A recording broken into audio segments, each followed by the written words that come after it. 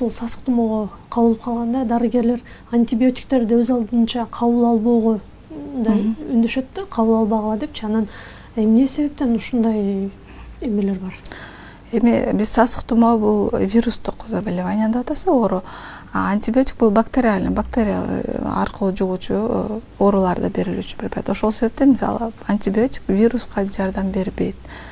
Ошол себептен антибиотик жазыш үчүн анализ тапшырып, эгер антибиотикке показания болсо, мындайча айтканда, бактериялык инфекциялар кошо болгон болсо, гана берилет антибиотик. Экинчиден, антибиотикти показаниясы жок эле иче берсе, ал деген чувствительность деп коебуз, жоголот. Себеби мисалы азыр биз вируска антибиотикти берип койсок, кийин эгер чындыгында антибиотик алыш керек болгон убакта ал антибиотикке чувствительность жок болуп калат, аны тоготпой калат организмчи. Экинчиден, антибиотиктин 50% зыян болсо, 50% пайда жагы бар. Зыян жагы ал биздин иммунитетибизди түшүрөт, ошол боорго зыян болот дегенде, ошон үчүн эгер антибиотик керек болсо гана антибиотикти бериш керек. Качан керек эмес экен, бул дарыгерлер гана айтып бере алышат.